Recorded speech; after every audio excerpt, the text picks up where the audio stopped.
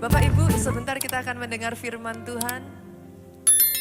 Kita percaya di dalam firman ada kuasa. Kita percaya bahwa firman itu pelita, dia akan menuntun kaki kita, langkah kita satu demi satu. Itu sebabnya kita memulai di dalam doa. Terima kasih Tuhan untuk setiap firman-Mu. Apa yang menjadi suaramu, sampaikan isi hatimu buat setiap kami Tuhan. Berbicara buat setiap kami Tuhan. Sehingga apa yang kau mau terjadi atas kehidupan kami, firman-Mu sampaikan. Tuntun langkah kehidupan kami sehingga kami tidak tersesat. Kami tahu apa yang jadi misi dan tujuan hidup kami di dalam dunia ini Tuhan. Dan tiba waktunya nanti kami pulang kepada Engkau, kami finish well. Amin. Finish strong di dalam Engkau. Di dalam satu nama Yesus Tuhan yang kami sembah. Saudaraku, Engkau yang diurapi, Engkau yang diberkati, katakan dengan suaramu yang paling keras. Amin. Lihat kiri kanan saudara, katakan be blessed. Be blessed. Be blessed. Silakan duduk jemaat Tuhan. Bagaimana kabar saudara hari ini? Luar biasa. Saya hanya dengar dari beberapa orang. Bagaimana kabar saudara hari ini? Tanpa terasa ya saudaraku, kita ada di bagian terakhir dari seri firman Tuhan, Anointing to Dominate. Dalam kehidupan ini ya saudara, kita tahu bahwa yang namanya kekuasaan itu punya umur yang berbeda-beda ya Bu ya. Ada yang umurnya sebentar Pak, ada yang cukup lama lah ya, ada yang sangat lama, tapi ada yang bahkan berkelanjutan. Itu yang saya sebut sebagai unending dominion. Dan hari ini saudaraku, saya akan berbicara satu topik ini yaitu unending dominion. Saya berdoa ya saudara, dari firman ini, the anointing to dominate itu mengalir terus dalam kehidupan saudara. Unending, tidak berhenti. Bahkan mengalirnya semakin deras. Pastor, apa yang terjadi ketika di anointing to dominate itu mengalir dalam kehidupan saya? Saudara dimampukan untuk bersinar. Kemuliaan itu semakin lama semakin besar atas hidupmu. Saya nggak dengar amin yang paling keras dari tempat ini. Aminnya boleh lebih keras lagi dan boleh beri tepuk tangan yang paling meriah buat Yesus Tuhan kita. Pik, senggol kiri kanan sekali lagi, katakan masih nggak dosa kok. Tepuk tangan dan bilang amin.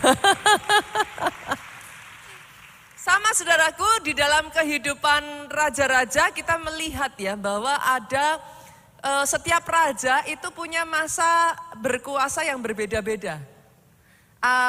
Salomo dan Daud, banyak di antara kita yang kenal ya nama-nama ini. Salomo dan Daud itu berkuasa kira-kira sama saudaraku, 40 tahunan. Sekitar 40 tahun. Tetapi jangan salah saudara, memangnya pastor ada yang masa berkuasanya singkat? Oh sangat banyak. Ada satu raja berasal dari Yehuda, saudara, namanya Simri. Dia hanya berkuasa selama 7 hari, Bu. Kalau di dunia kita modern saat ini ya, di dunia kita modern itu, kita mungkin mengenal yang namanya Queen Elizabeth from England. The longest monarch, yang berkuasa, saudaraku, ever reign.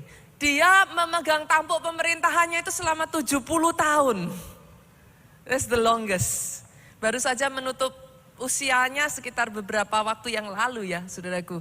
Pastor, memangnya zaman sekarang ada yang pemerintahannya cuma sebentar? Oh ada. Ada seorang raja Bu dari Prancis namanya Louis ke-19. Dia hanya memerintah selama 20 menit. Jadi dalam dunia ini kita mengerti saudaraku bahwa yang namanya dominion, kekuasaan itu ada umurnya. Bukan hanya masalah lama atau sebentar ya, panjang pendeknya, jangka waktunya dia berkuasa, tapi impact, dampak yang ditimbulkan. Ada yang di awal saudaraku mungkin ya dampaknya nggak terlalu sampai gimana kayak gitu. Tapi seiring berjalannya waktu dia semakin kuat, membawa dampak dan perubahan yang semakin baik. Kita bisa merasakan tambah lama tambah baik saudaraku. Bahkan sampai menutup matanya pun diakhiri dengan cahaya kemuliaannya itu enggak meredup. Tapi ada yang di awalnya udah kuat, hebat, tapi sayangnya waktu berjalan, semakin redup, bahkan menutup hidupnya dengan sangat mengenaskan. Once again, saudaraku, saya berdoa biarlah dalam kehidupan saudara, the anointing to dominate. Ada orang-orang di sini yang saudara bisa tangkap rema hari ini dan saudara katakan, yes pastor, jadi atas kehidupanku. The anointing to dominate, pastor, kadang karena orang Kristen ya saudaraku sukanya dengan kasih. Tapi kalau kita sudah berbicara tentang anointing to dominate, mereka banyak di antara orang Kristen yang akan berpikir, pastor, bukankah itu apa ya, kok kayak kesannya kita kayak mau membangun kerajaan kita sendiri gitu kan. Jadi kadang ada perasaan yang udah kayak, aduh kok nggak pas gitu. Orang Kristen kok bicaranya kok dominion gitu. Tapi jangan salah loh, kembali back to the Bible, baca Kejadian 1, baca Kejadian 2. Manusia diciptakan sejak dari awal, Pak. Dikasih perintah apa? Berkuasalah dan taklukkan. Saya nggak tahu dengan saudara ya, but I still believe my Bible. Yang mengerti katakan amin. Saya nggak tahu apakah saudara, pastor jangan-jangan itu Nita 101, bukan saudaraku. No, seberapa banyak dari kita seringkali karena kita terpengaruh dengan sekeliling kita, you don't read your Bible. But from the very beginning, dia ingin saudara berkuasa. Dia nggak mau saudara kalah.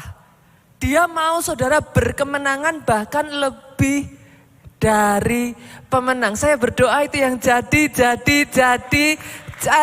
atas kehidupan saudara. Boleh tepuk tangannya yang lebih dahsyat lagi buat Yesus Tuhan kita. Dan ini yang sebenarnya terjadi atas kehidupan Daud, saudara. Pastor, is it possible to have an unending dominion? Kita lihat ya. Is it possible? Kita lihat.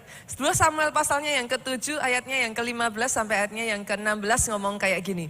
Saya akan baca ayat yang ke-15, boleh bantu saya nanti baca ayat yang ke-16. Ayat 15 ngomong gini, tetapi kasih setiaku tidak akan hilang daripadanya. Berapa banyak yang mau dalam kehidupannya kasih setia Tuhan tidak hilang dari hidupnya? Yes. Yang telah seperti yang kuhilangkan daripada Saul. Saudaraku jangan lupa loh, ternyata bisa hilang loh. Ngeri ya. Nanti kita akan belajar apa kuncinya.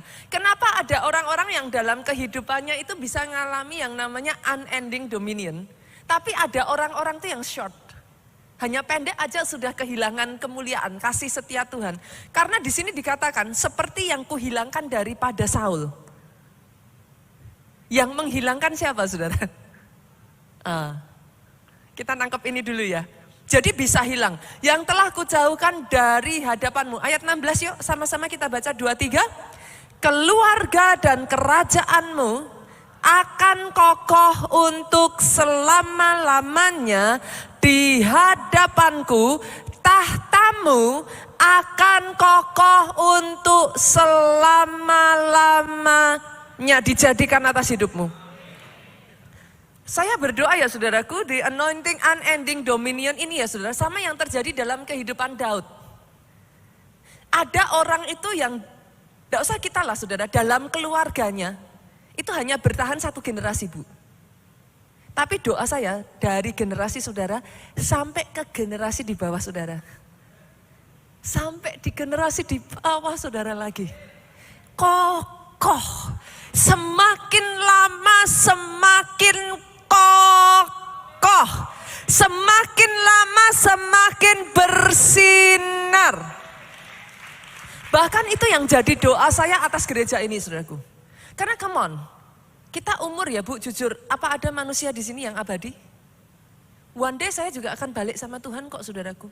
Siapapun nanti yang akan memimpin dari gereja ini, doa saya semakin kokoh. Doa saya semakin menyenangkan hatinya Tuhan, semakin kemuliaannya bersinar lebih, semakin lebih lagi jadi berkat. Berapa banyak dari saudara di tempat ini yang rindu saudaraku? Kasih setia Tuhan tidak berhenti mengalir bukan hanya atas hidupmu, atas keturunanmu, keturunan-keturunanmu, anak, cucu di bawahmu. Angkat tangannya yang paling tinggi-tinggi dan berikan tepuk tangan yang sekali lagi paling meriah buat Yesus Tuhan kita. Dalam kehidupan Daud itu terjadi. Pastor, kalau gitu pertanyaannya sederhana ya Bapak Ibu. Gimana caranya dalam kehidupan kita ini supaya the anointing to dominate itu terus mengalir dan tidak berhenti. Kita bukan hidup yang kalah. Apa sih anointing to dominate, saudaraku? Basically ya sederhana kok, saudara. You win over your problem. Yang mengerti katakan amin. Engkau tidak dibuli iblis. Rencana Tuhan satu demi satu tergenapi atas kehidupanmu. Dengan cara itulah kemuliaan Tuhan terbit atasmu. Itu yang saya doakan terjadi. Pertanyaannya, Pastor, kalau gitu gimana caranya? Yang pertama, saudaraku, saya akan bagikan 5 poin ya, saudaraku. 5 rahasia buat saudara, boleh dicatat Bapak Ibu. Senggol kiri kanannya katakan, besok Minggu lupa loh. Senggol kiri kanannya lagi katakan, jangankan besok Minggu, kalau nggak dicatat keluar juga udah lupa. Yang pertama, saudara, rahasia memiliki unending dominion yang pertama, jadilah engkau kudus sama seperti aku kudus, kata firman Tuhan. Saya ulang ya saudara, kenapa saya pakai kata-kata ini? Jadilah engkau kudus sama seperti aku kudus.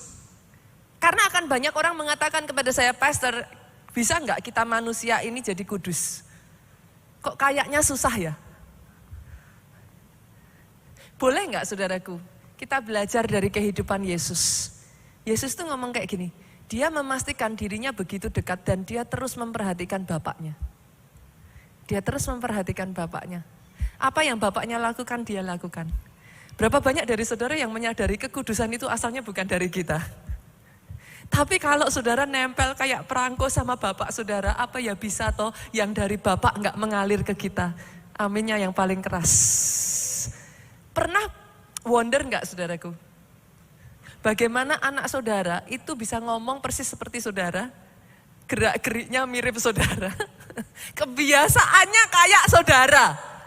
Satu keluarga kadang kakak adik bisa ada kebiasaan yang sama. Saya tanya dari mana? Diusaha-usahakan gitu? Saudara gaya-gayanya diusahain, saudara terus ngeliatin papi saudara terus ditiru-tiru? No. Dari mana? Karena engkau hidup bergaul karib dengan orang tuamu. Enggak usah dipaksa-paksa, udah sama seperti orang tua. Kadang masih kecil sudah gayanya gininya mirip. Kadang pernah lihat nggak ada yang punya kebiasaan gini?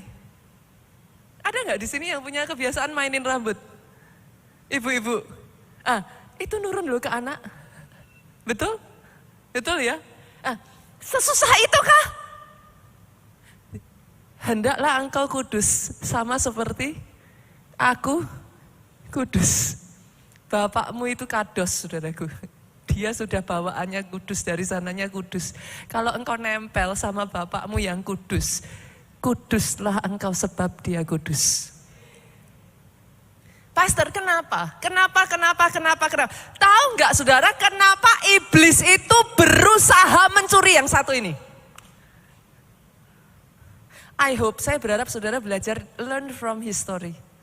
Ada di sini yang suka pelajaran sejarah? Banyak yang nggak suka, saudaraku. But learn from history. Kenapa saudara? Pernah terpikir nggak? Adam dan Hawa kehilangan dominionnya karena apa? Dosa pertama Pak, membuat orang yang diciptakan Tuhan, manusia pertama yang diciptakan Tuhan, kehilangan dominionnya atas satu area yang namanya Taman Eden, yang diciptakan untuk dikuasai mereka. What's the reason? Sin. Dosa. Pastor, what do you mean? Iblis akan terus menawarkan dosa itu kepada saudara in the name of freedom. Seolah-olah you want it that much, but actually itu the greatest, penipuan paling besar di dunia. You lose your dominion.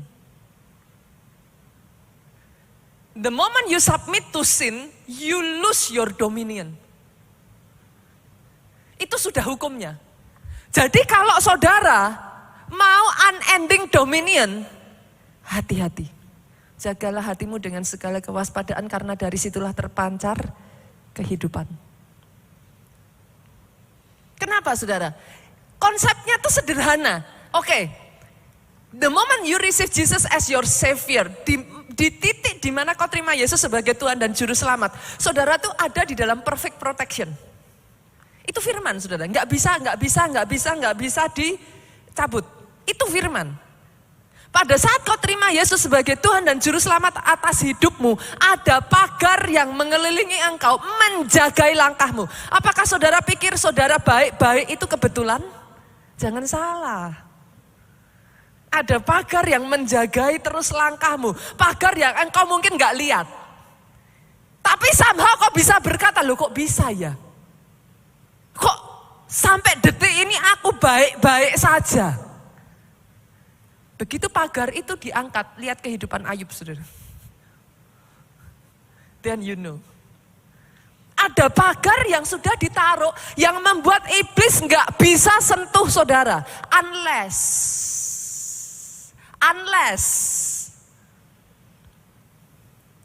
Ya, saudara main-main tadi, saudaraku. Saudara tahu kenapa dosa itu ditawarkan dalam hidupmu? The moment dosa ya sudah sesederhana gini. Kalau dicari, enggak ada celahnya, gimana caranya iblis masuk? Kenapa Tuhan mengatakan, jadilah engkau kudus sama seperti aku kudus? Itu yang akan mempertahankan dominion dalam hidupmu, saudara. Iblis akan terus cari. Alkitab ngomong, lawanmu si iblis akan berkeliling mencari. Dia itu kerjaannya itu. Kalau in case di antara saudara bertanya-tanya, Pastor, masa sesegitunya? Loh, sesegitunya saudara. Pada saat Daud berperang terus, justru dia nggak jatuh. Pada saat dia tenang-tenang di rumah kipas-kipas, dia jatuh. Sesederhana itu. Be careful, watch out. Kenapa saudaraku? Jangan ngomong gini. Ah pastor, orang cuman kayak gitu siapa sih zaman sekarang yang gak ngelakuin. Loh gak apa-apa. Tapi sadarlah ketika kau melakukan itu. Foolishly. Maafkan kata-kata saya kalau keras ya saudaraku. Foolishly. Kenapa saya pakai kata-kata foolishly? Karena pagar itu sudah jagain saudara. Tapi kebodohan kita mengangkat pagar itu. Begitu pagar itu diangkat, lihat apa yang iblis bisa lakukan, saudara. Di situ saudara ngomong sama saya, Pastor, kenapa Tuhan izinkan? Bukan Tuhan izinkan. Senggol kiri kanan. Kita yang ngangkat itu pagar. Saya kadang gemes, saudara. Saya berdoa ya di keluarga Allah tidak ada lagi kata-kata seperti itu. Kenapa Tuhan izinkan? Lah ya kalau enggak mau angkat saudaraku, itu tuh ada di situ terus, iblis mau kayak apa juga enggak bisa. Diizinkan tapi tidak dibiarkan. Dia enggak bisa apa-apa. Sampai you live it up. You are on your own. Belajar lagi dari sejarah. Siapa? Simpson.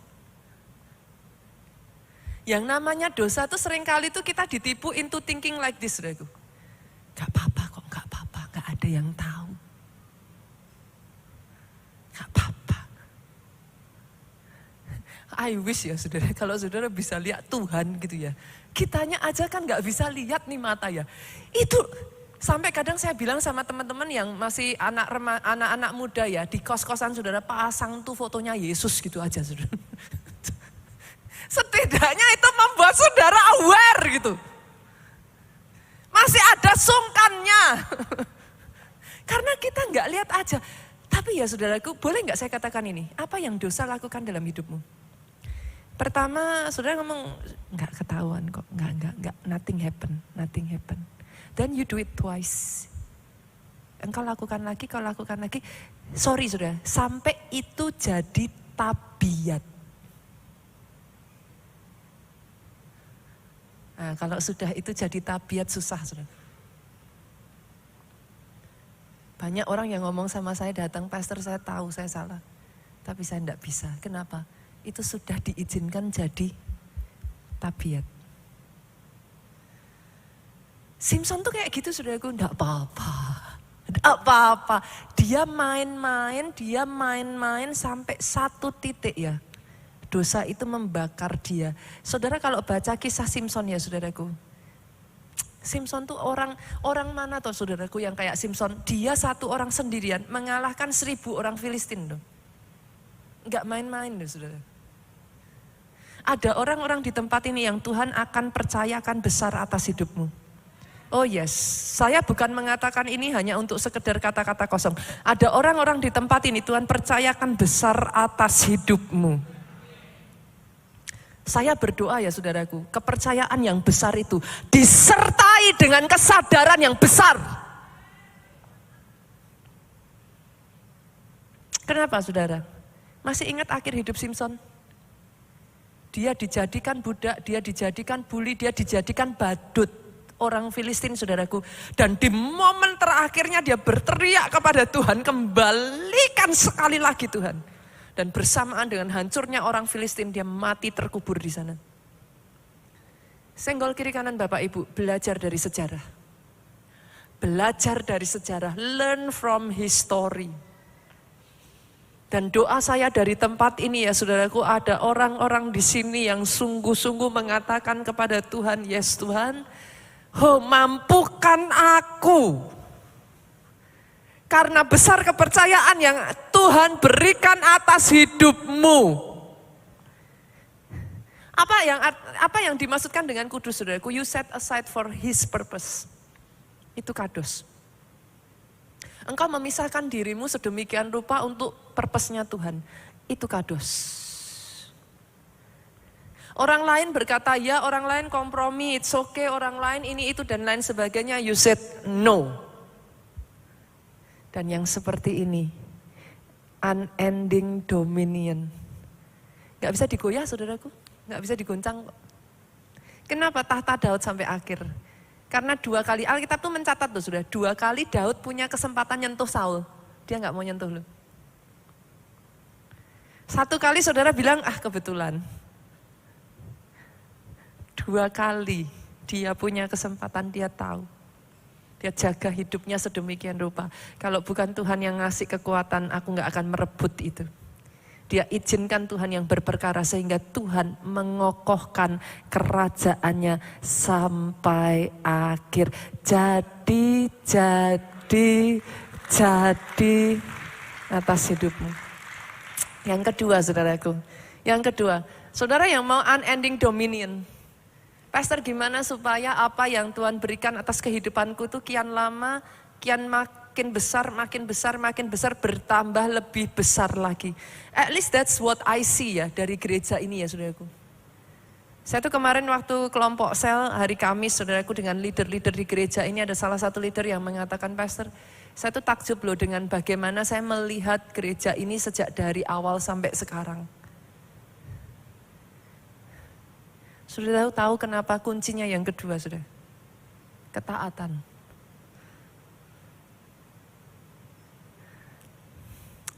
Gimana ngomongnya yang satu ini ya? Tuhan tuh nggak butuh saudara bisa atau nggak bisa. Tuhan tuh nggak butuh saudara punya atau nggak punya. Obedientnya itu loh saudara. Obedientnya. Saya tuh bersyukur dengan pembukaan yang diberikan oleh kemarin Pastor James Stardiven membagikan ya. Itu mengena sekali buat saya. Saya semakin menyadari gitu. Kalau saudara sadar bahwa saudara itu menyembah Tuhan yang adalah Alfa dan Omega. Dia itu awal, dia itu akhir. Artinya apa? Di awal tuh dia sudah tahu akhir. Pada saat dia nawarin kepada saudara sesuatu, menurut saudara loh, dia sudah kalkulasi tahu akhirnya enggak? Nah, banyak manusia ditawarin Tuhan, dikalkulasi. Loh, Tuhan sudah ngalkulasi ini itu dan sudah selesai sebelum dia tawarkan kepada saudara. Tapi pada saat dia tawarkan, kita kalkulasi ulang. Kita ngomong sama Tuhan, nggak bisa kayaknya. Yang mengerti katakan amin. Yang mengerti aminnya yang paling keras. Dibutuhkan ketaatan untuk saudara set aside kalkulasi saudara dan percaya kalkulasinya Tuhan itu lebih benar. Kecuali saudara nggak percaya bahwa dia alfa dan omega, saya nggak bisa apa-apa. Tapi kalau saudara sungguh-sungguh percaya namanya alfa dan omega, dia tahu your ending from your beginning. Itu sebabnya dia berkata, ketika engkau khawatir, bawa itu dalam doa dengan ucapan syukur. Kenapa? Karena dia sudah tahu endingmu. Bawa doa dengan ucapan syukur, kenapa? Karena Tuhan tidak akan membiarkan engkau. Ada satu pribadi, saudaraku. Kenapa? Karena setiap orang tuh level ketaatannya beda-beda. Bapak Ibu di sini berapa banyak yang punya anak lebih dari satu? Boleh lambaikan tangan? Oke. Saya tanya nih saudara, dari 3 anak, 4 anak, 5 anak, 2 anak, beda enggak tipenya? Beda enggak level ketaatannya?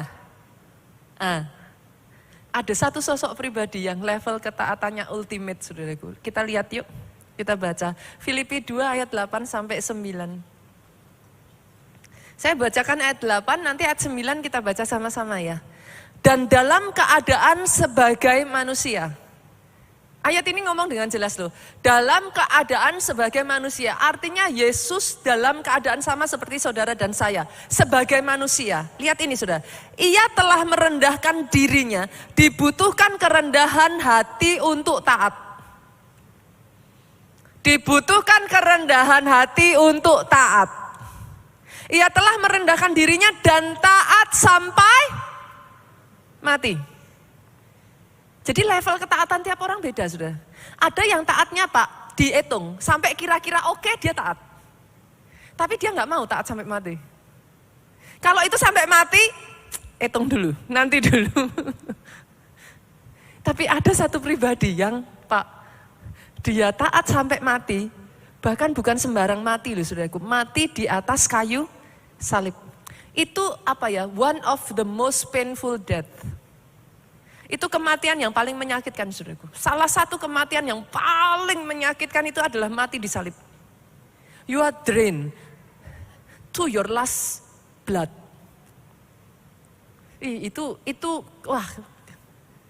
Dan saudara harus tahu loh saudaraku, tangan Yesus itu enggak diikat loh.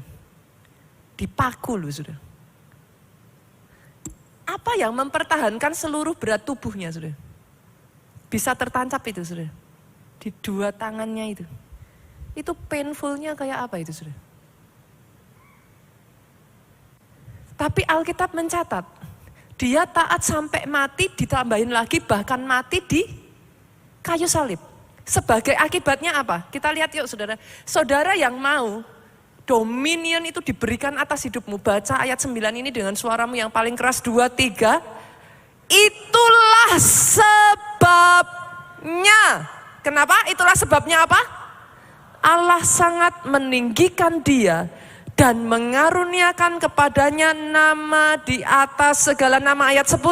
Supaya dalam nama Yesus bertekuk lutut segala yang ada di langit, yang ada di atas bumi, dan yang ada di bawah bumi. Kuncinya apa saudara? Obedient. Ketaatan. Pernah baca enggak dalam Alkitab kata-kata seperti ini? Musa, tepat seperti yang diperintahkan Tuhan itu yang dilakukan Musa. Pernah ya baca ayat-ayat kayak gitu ya? Tepat seperti yang diperintahkan Tuhan itu yang dilakukan Nuh. Pernah baca ya? Ayat senggol kiri kanan. Dibaca enggak masihan? Saya dari tadi tanya pernah baca ya? Bacanya gini. Pernah baca ya? Jadi kan pertanyaan saya jadi saya rubah saudara. Dibaca enggak? Gitu saudaraku. Kenapa buat Tuhan ya saudaraku? Atau nanti akhirnya ya saya lakukan. No, he wants it exactly. Dan dikerjakan segera. Ketaatan bukan ketaatan kalau saudara tunda-tunda. Berapa banyak di sini, saudaraku, berapa banyak di sini yang adalah bisnismen ataupun saudara karyawan ataupun saudara profesional yang punya bawahan di bawah saudara? Hampir semua ya. Bahkan berapa banyak di sini yang ibu rumah tangga yang punya bawahan di bawah saudara? Enggak ada, serius? Bolehkah saya katakan ini, saudaraku? Pernah nggak ngalami gemes sama bawahan saudara karena saudara perintahkan sesuatu mau-maunya sendiri? Nah, mulai gini-gini, saudara. Pernah nggak ngalamin saudara sudah suruh, tapi dilakukannya beda? Satu pernah ya saudaraku, pembantu pertama yang bekerja sama saya, saudara. Itu saya masih muda banget, saya menikahkan pernikahan dini, saudara. Saya tuh usianya masih muda sekali ketika menikah. Asisten rumah tangga pertama yang saya punyai, saudaraku, saya katakan kepada dia, bersihkan mobil ya, digosok biar bersih. Saudara tahu apa yang dia lakukan? Dia ambil itu pembersih piring, saudara. Yang kayak apa itu? Bukan besi atau apa itu yang warnanya perak itu loh, saudaraku. Karena kata-kata digosok biar bersih, saudaraku. Dia pikir tuh pantat panci, kalau digosok pakai itu bersih, saudara. Dia ambillah itu, dia gosok mobil saya, saudaraku. Alhasil saudara tahu kayak apa mobil saya, saudara. Saya tanya nih ya, saya tanya, gemes nggak sih, saudara? Senggol kiri kanan, kira-kira itulah perasaan Tuhan ke kita.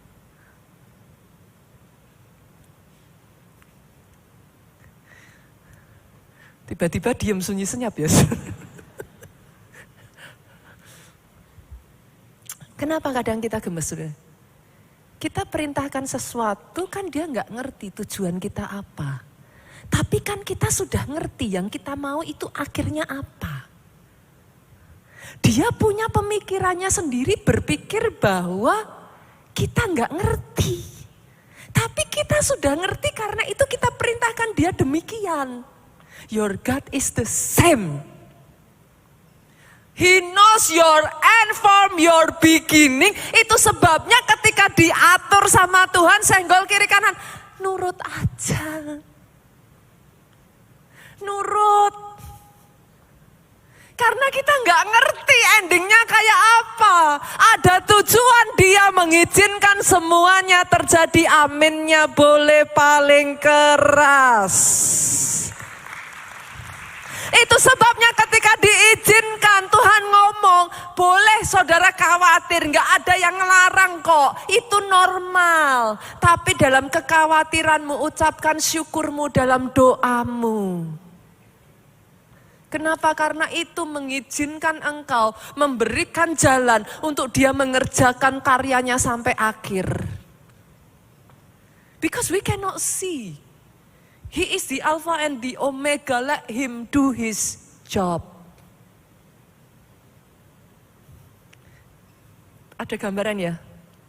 Ada gambaran ya, saudaraku ya? Ada gambaran ya? Doa saya senggol kiri kanan lagi, boleh nggak sih? Hari ini banyak senggol kiri kanan, saudaraku. Jangan cuma dapat gambaran, dilakuin. Amin, Bapak Ibu. Amin.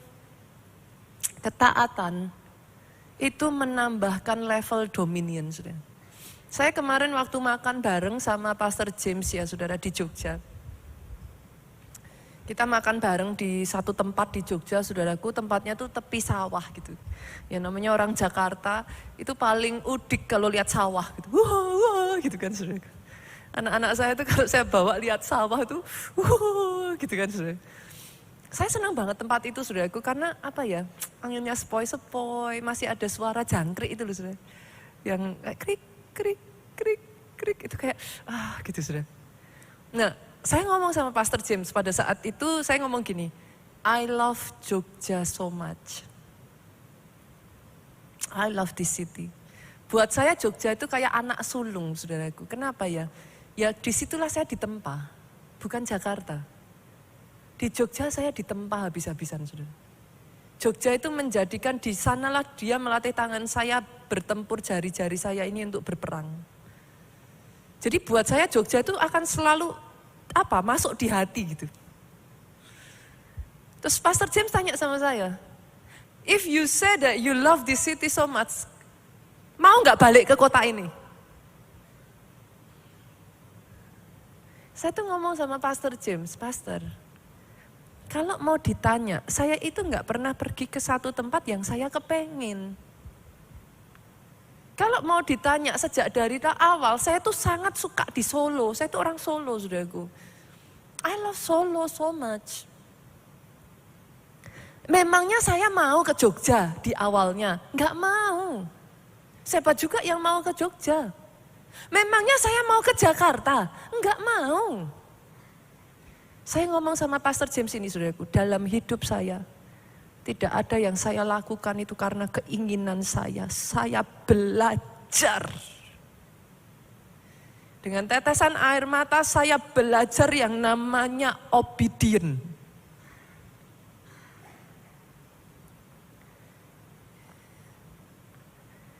Not knowing, saudaraku, itu sebabnya banyak langkah yang saya ambil dibilang orang bodoh gitu. Karena bahkan untuk ke Jakarta ini saya bergumul loh, sudah 4 tahun. Kalau ditanya, apa saya mau ke kota ini? Enggak, bukan kemauan saya.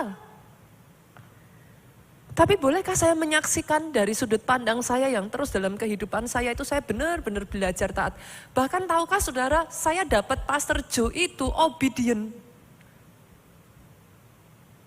Seriously, saudara, obedient. Saya tuh, Pak Joe itu pacar saya pertama, sudah. Tapi saya pernah punya orang itu yang cukup dekat sama saya dalam jangka waktu yang lama, sudah. Tapi kami nggak pacaran. Pastor, alasan apa pastor enggak?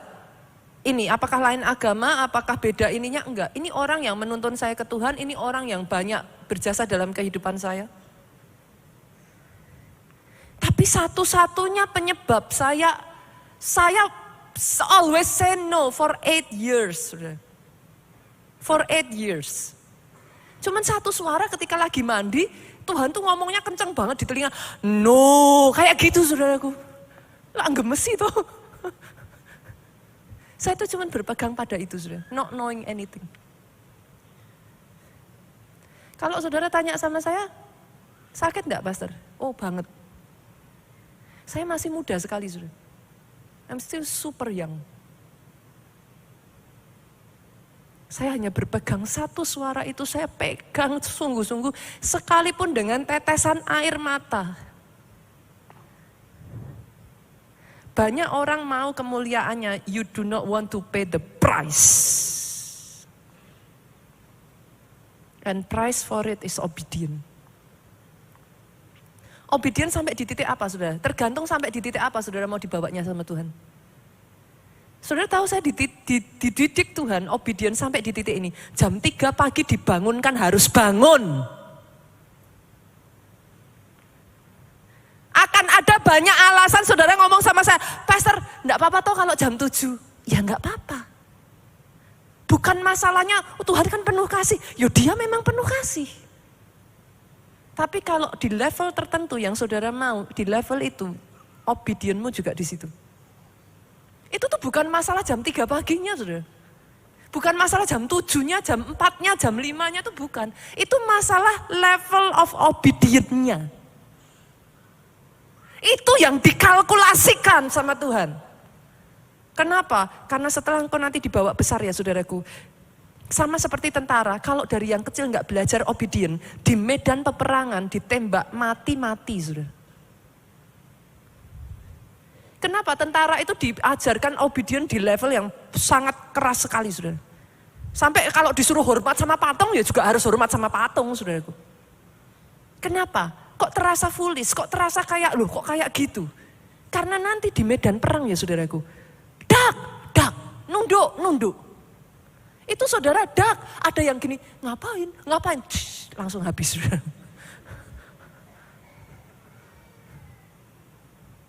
Saudara mau unending dominion? Masih? OB. Jangan pertanyakan. OB. Saya nggak mengatakan ini untuk semua orang loh saudara. Hanya untuk saudara yang mau aja. Karena level obedient Yesus itu, Alkitab mengatakan, dia diberikan nama di atas segala nama. Yes, obedient itu preserve the dominion in your life. Yang ketiga saudara, yang ketiga ini menarik saudara. Yang ketiga ini menarik sekali. Hidup dalam rencana dan misinya Tuhan.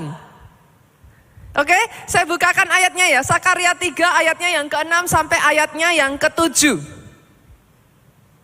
Yang sudah ketemu katakan amin. Yang ketemunya lihat ke depan gak ada. Makanya belum bilang amin ya. Belum ketemu.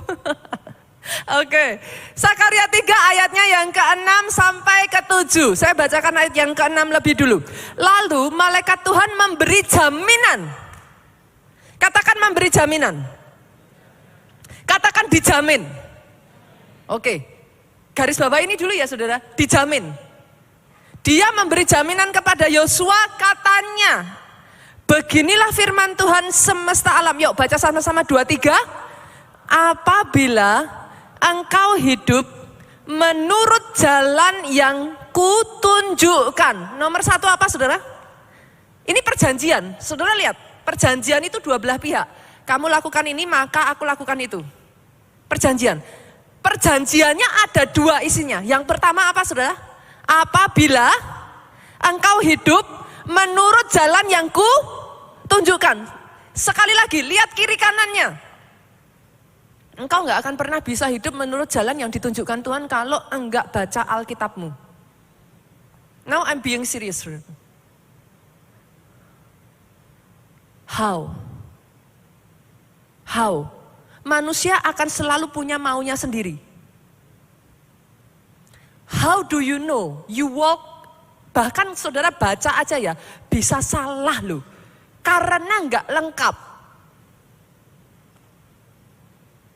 Ayat ini ngomong, dia kasih guarantee of dominion saudaraku. Jika kamu berjalan menurut jalan yang kutunjukkan. Dan yang kedua apa saudara? 2-3 dengan suara keras. Melakukan tugas yang kuberikan kepadamu. Maka apa? Dengan suara keras, kalau saudara mau ini jadi atas hidupmu. Engkau akan memerintah rumahku dan mengurus pelataranku. Dan aku akan mengizinkan engkau masuk ke antara mereka yang berdiri melayani di sini. Perjanjian dibuat saudara. Jaminannya ada. Pertanyaannya, do you wanna take it? Jangan ada satupun jemaat di keluarga Allah yang bilang sama saya, kenapa Tuhan izinkan? Kenapa Tuhan kok sama ini lebih ini daripada sama itu? Ini jawabannya saudara. Jaminannya ada. You take it or you leave it. Maksudnya gimana Pastor? Jujur ya saudaraku, paling gak gampang itu tuh hidup di agendanya Tuhan tuh. Banyak orang jujur tuh punya agendanya sendiri tuh.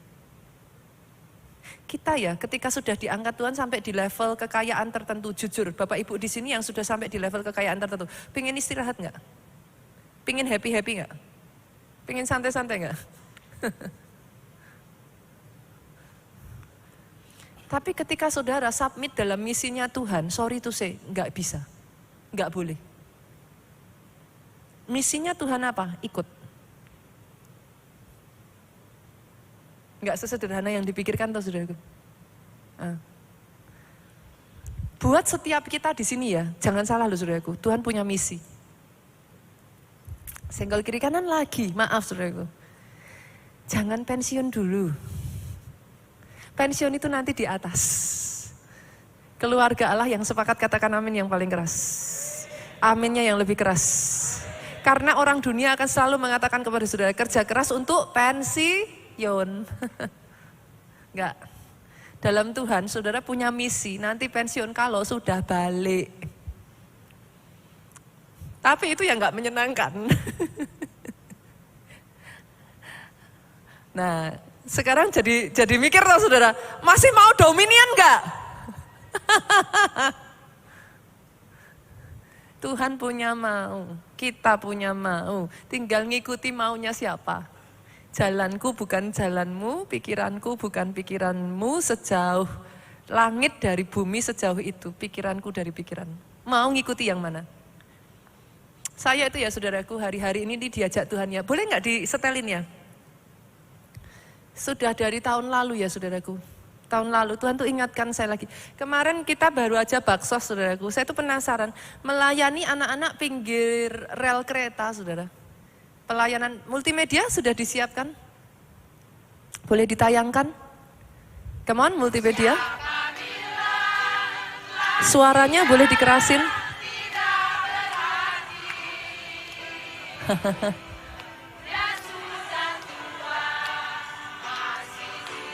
Gak apa-apa, it's okay. Lampunya bisa digelapin dikit.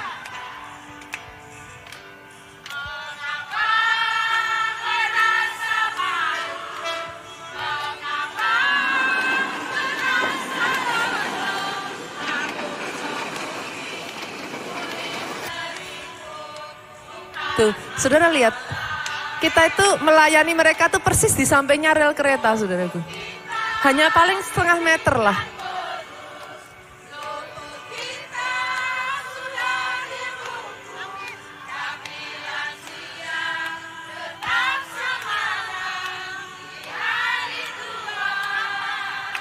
Kita memberikan mereka sembako, kita memberikan kepada mereka makanan, saudaraku. Kita kasih tepuk tangan. Alasan kenapa saya menunjukkan ini kepada saudara, saya menggerakkan setiap saudara di tempat ini, setiap dari saudara, Tuhan mau punya rencana jadi berkat kepada orang-orang di sekelilingmu dan kepada orang-orang yang membutuhkan. Jangan terus mengasihani dirimu sendiri saudaraku, masih banyak yang hidupnya jauh lebih menderita dari dirimu. Sorry to say. Kemarin saya datang saudaraku, saya tuh tadinya tuh orang lapangan saudara, saya tuh orang lapangan.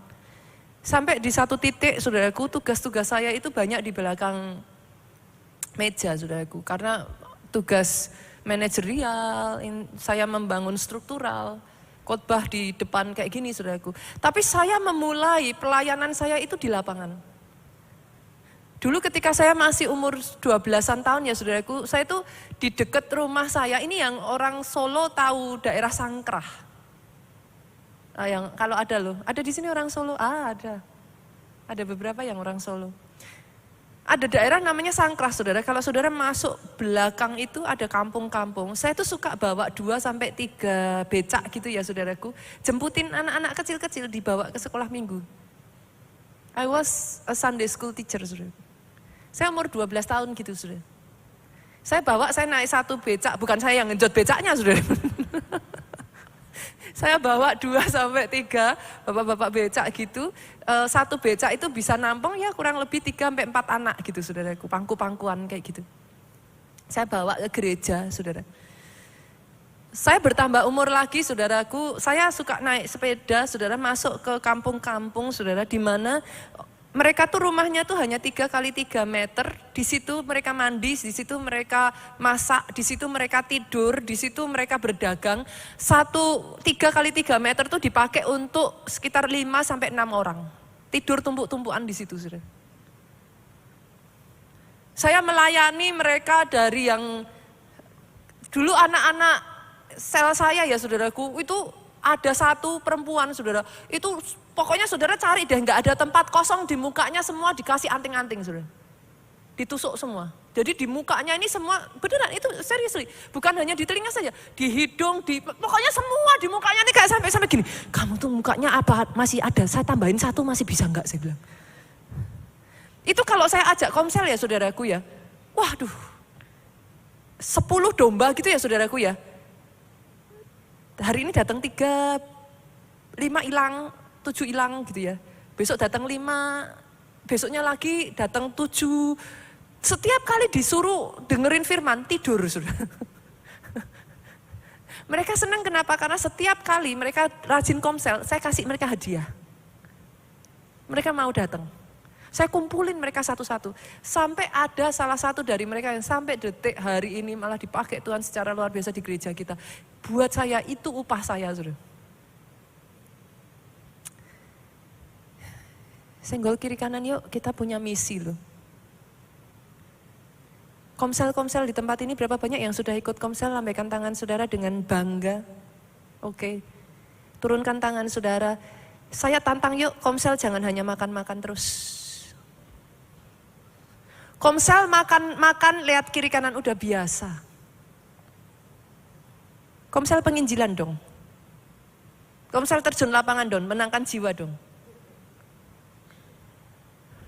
Komsel terjun yuk, sama-sama. Nanti saudaraku bulan November gereja kita saya komit saudara. Saya komit, saya katakan kok sama teman-teman full timer saya katakan kalau memang gak ada yang mau kita kerjakan. Banyak orang nyerang gara-gara masalah sosial saudaraku. Tapi saya katakan di saat kita mengerjakan pekerjaan sosial di mana semuanya? Seringkali gak ada yang ikut.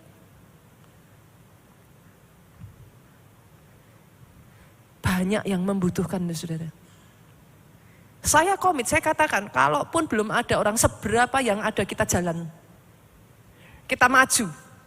Dengan seberapa dana yang kita bisa maju.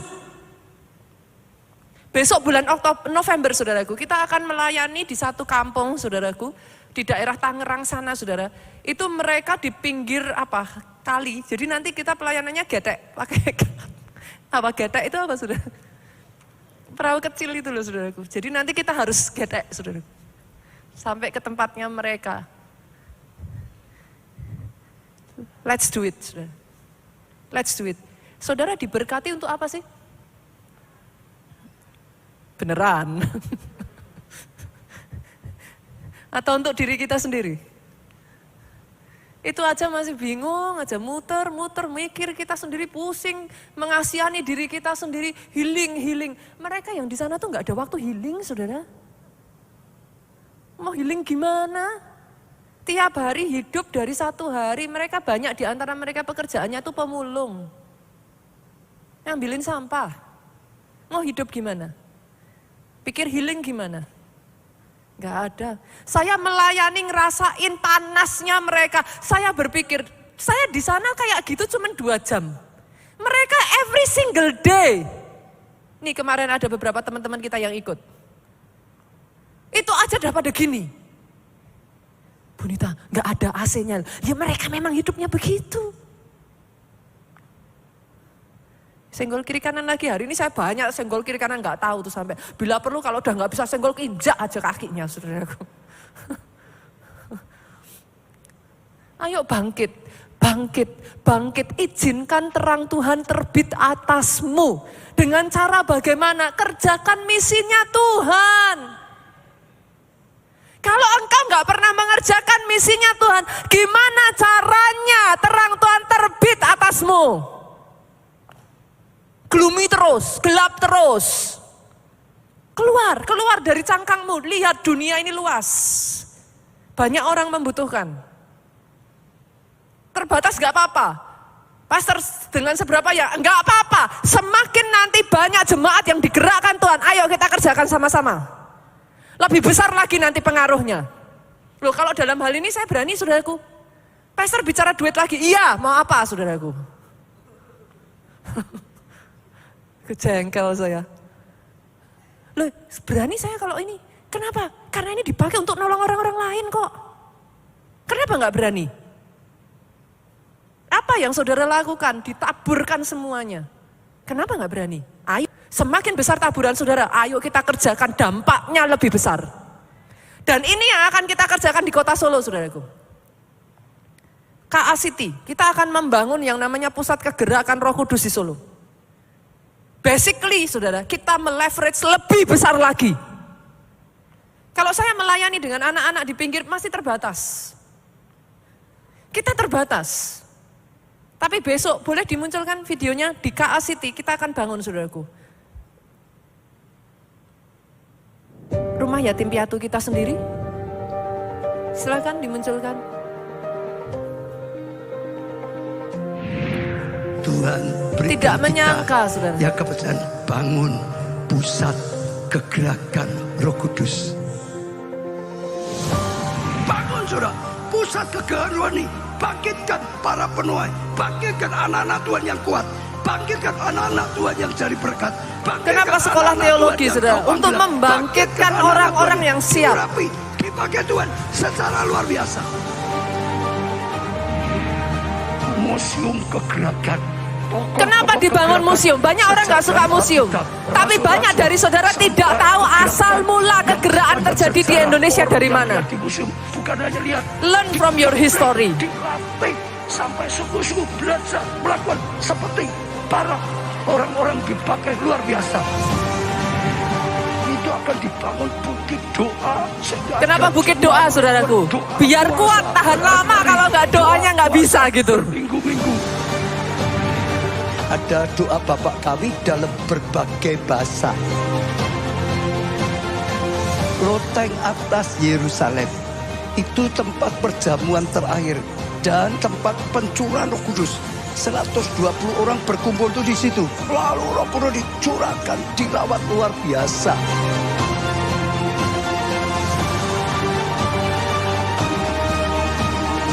Gereja segala bangsa, tempat Tuhan Yesus doa di Getsemani. Gereja ayam berkokok. Tempat Pilatus, Yesus yang tidak salah diberi hukuman mati. Setelah itu perjalanan menuju Golgota, Via Dolorosa. Perkawinan di Kana. Kana itu mujizat pertama kali. Supaya dalam pernikahannya penuh mujizat. Tempat kenaikan Tuhan Yesus. Dulu di tempat itulah Tuhan Yesus naik ke surga. Yesus tanya pada Petrus, apakah engkau mengasihi aku? Lalu Petrus mengasihi. Tuhan berkata, kalau engkau mengasihi, gembalakan kawan domba. Kapernaum ini adalah sisa-sisa reruntuhan dari sinagog.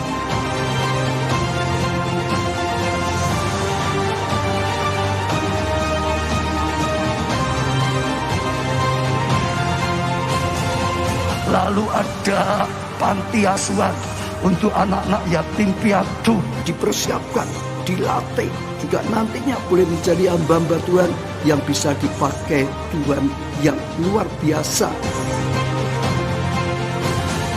Mari saya ajak setiap kita bergandengan tangan, lakukan tugas ini, selesaikan mandat, tugas yang Tuhan berikan bersama-sama. Kita dukung dalam doa, dalam dana, bahkan dalam banyak hal. Sekali lagi, saya percaya kita mulai bangkit dan ini waktunya Tuhan pakai setiap kita. Tuhan berkati.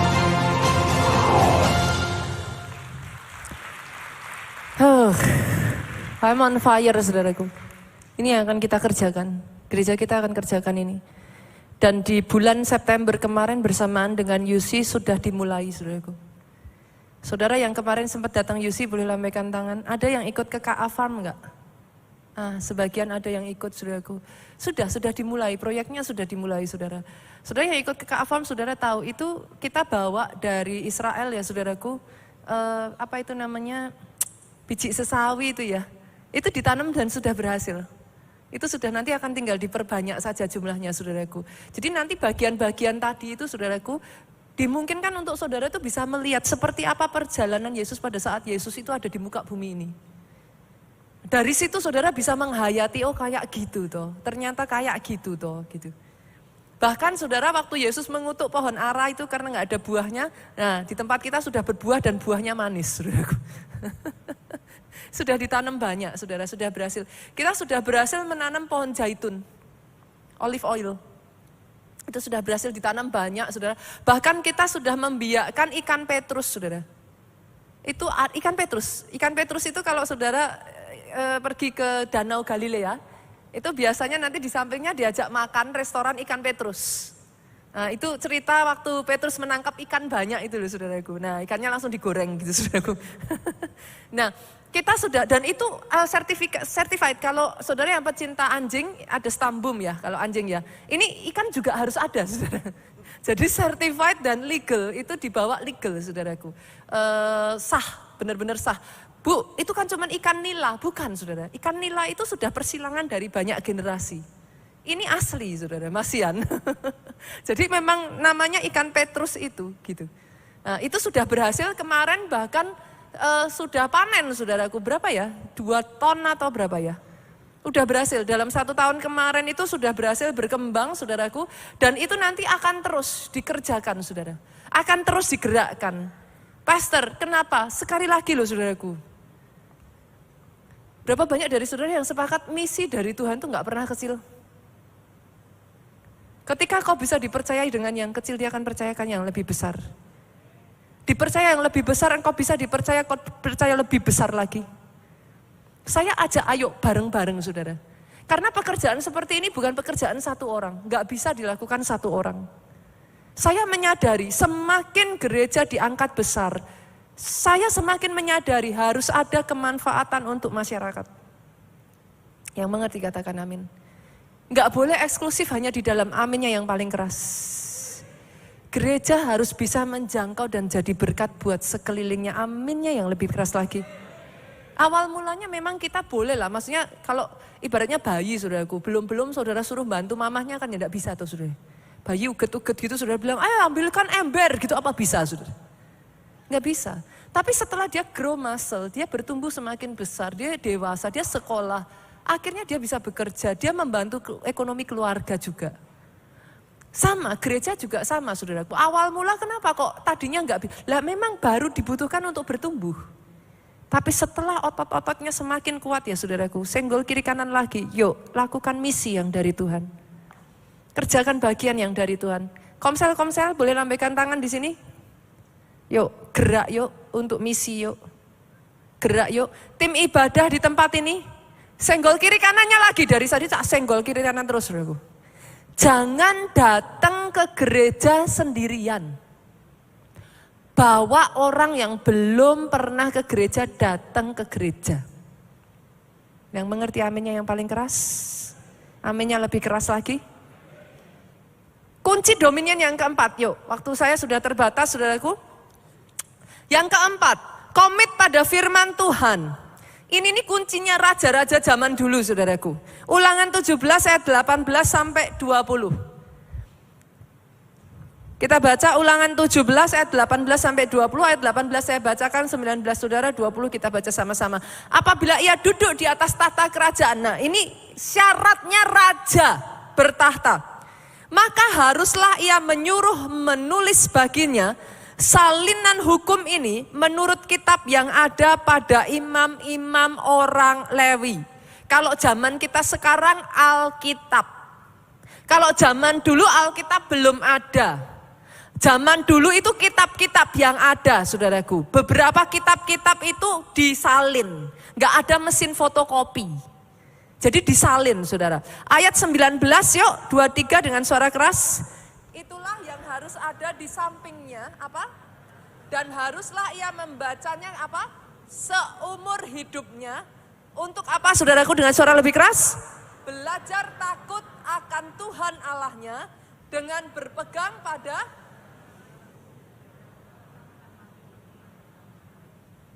senggol kiri kanan, sudah makan belum?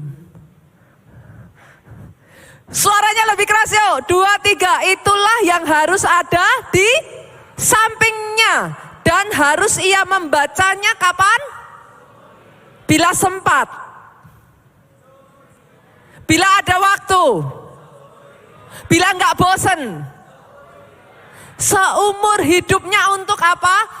Belajar takut akan Tuhan Allahnya dengan berpegang pada segala isi hukum dan ketetapan ini untuk dilakukannya 20 sama-sama. Supaya jangan ia tinggi hati terhadap saudara-saudaranya. Supaya jangan ia menyimpang dari perintah itu ke kanan atau ke kiri. Agar apa? lama ia memerintah, ia dan anak-anaknya di tengah-tengah orang Israel. To have dominion, saudaraku, firman Tuhan itu kuncinya. Kecuali saudara nggak percaya dengan firman, ya saya nggak bisa apa-apa ya, saudara. Saya nggak bisa apa-apa. Hari-hari ini kadang ada gerakan itu semakin aneh-aneh, saudaraku. Gerakan yang berusaha mau menghapuskan Alkitab dengan mengatakan bahwa Alkitab kan nggak ada sejak dari dulu. Hapus aja, gitu. Sekarang tuh macam-macam, saudaraku. Pengajaran-pengajaran itu ya, saudara, kalau mau mengikuti, itu sebabnya harus tertanam di gereja lokal, aminnya yang paling keras. Akarnya harus masuk. Kalau enggak, saudara tuh dibingungkan oleh angin pengajaran kiri kanan itu loh. Akhirnya saudara jadi pusing sendiri mana yang mau diikuti gitu. Kalau saudara mau agar lama, tujuannya apa saudara melakukan itu? Agar lama. Agar apa yang Tuhan berikan atas kehidupan saudara? Unending. Yang terakhir saudara, duduklah di sebelah kanannya. Yang terakhir, ini hal yang sepele tapi mengerjakannya tidak gampang. Mazmur 110 ayat 1-2, pemain musik boleh maju ke depan. Mazmur Daud, demikianlah firman Tuhan kepada Tuanku. Demikianlah firman Tuhan kepada Tuanku. Duduklah di sebelah kananku sampai kubuat musuh-musuhmu menjadi tumpuan kakimu. Lihat ke depan Bapak Ibu. Kebanyakan dari kita ya saudara, disuruh kerja keras siap, disuruh sibuk mau. Disuruh duduk sampingnya Tuhan, kayak cacing kepanasan.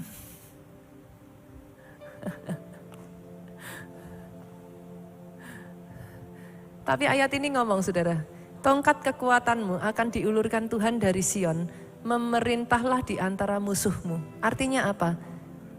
Orang yang bisa memerintah musuhnya adalah orang yang tahu bagaimana duduk di sebelah kanan Bapaknya.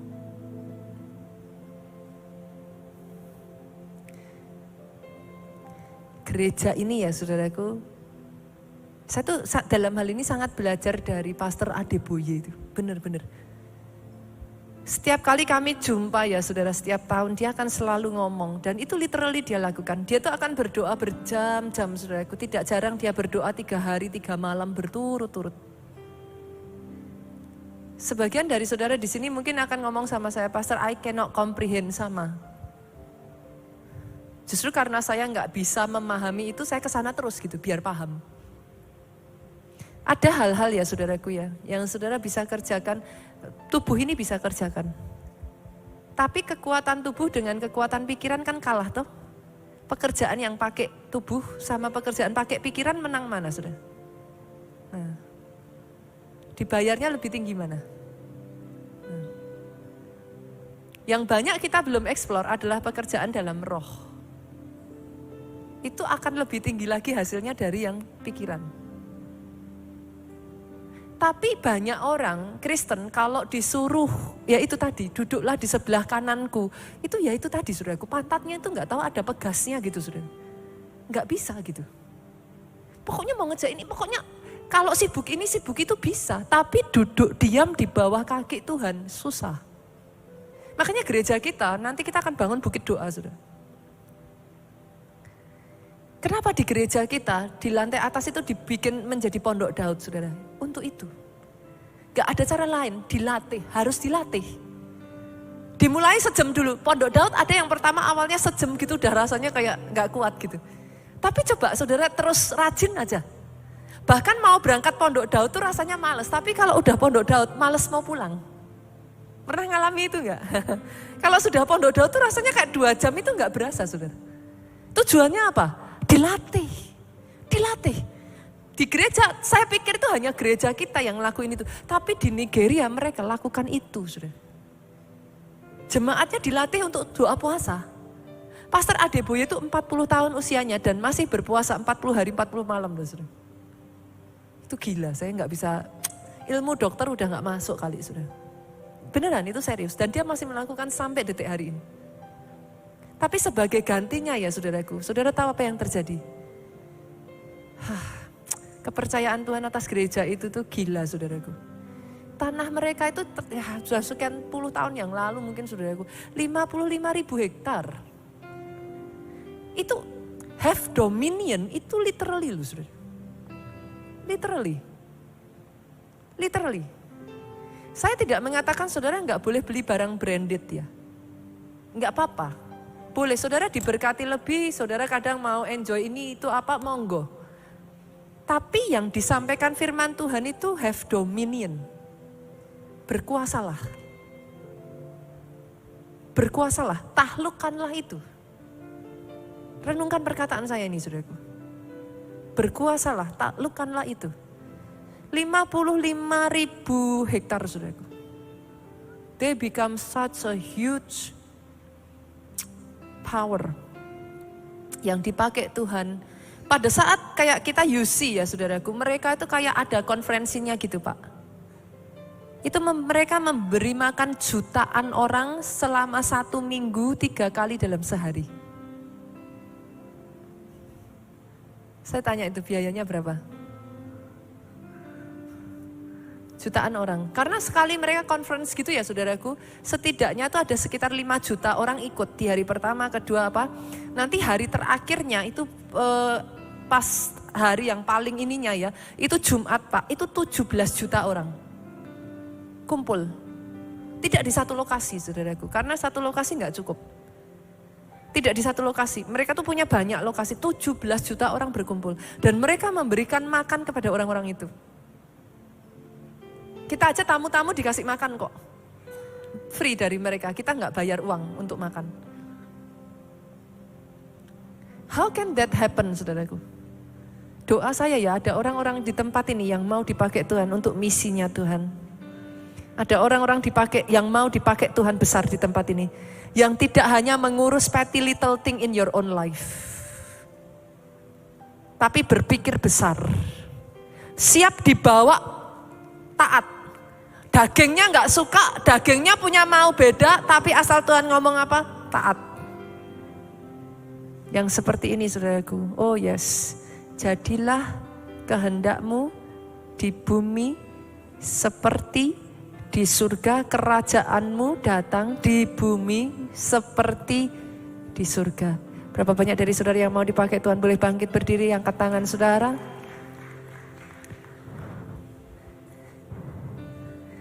Yesus Tuhan, Engkau melihat pribadi lepas pribadi. Saya berdoa ya saudara, firman yang diberitakan di gereja kita ini ya, dari minggu lepas minggu. Mungkin kadang saudara merasa beda dengan gereja lain ya.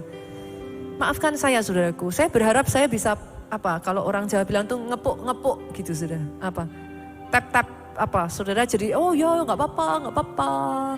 Oh jangan nangis ya. Tapi saya belajar bahwa firman itu mengajarkan you have dominion. Kau punya power to trample on the scorpion and the snake. Jadi di gereja kita memang saudara diajarkan untuk jadi kuat. Bukan hanya sekedar kayak motivasional aja gitu. Tapi kebenaran firman hiduplah sesuai kebenaran firman itu dan lakukan. Saudara akan melihat dalam kehidupan saudara ya, satu demi satu.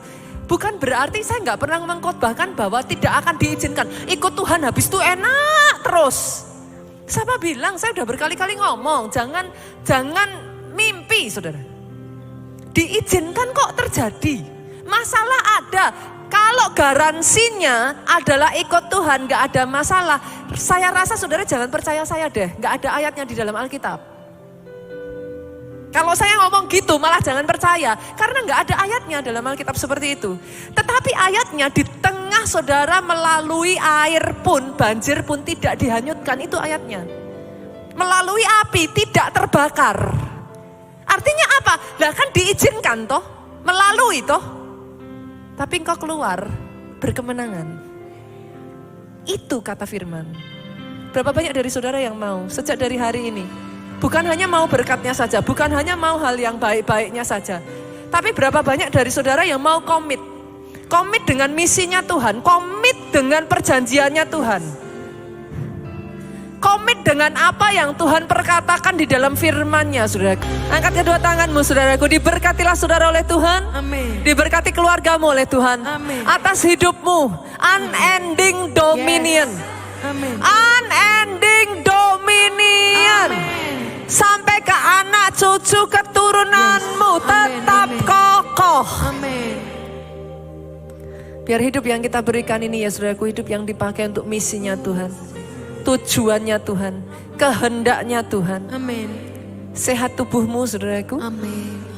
baik jiwamu. Amin. Yes, kuat rohmu, Yes, amin. panjang umurmu, Amin. menceritakan perbuatan dahsyat yang daripada Tuhan. Yes.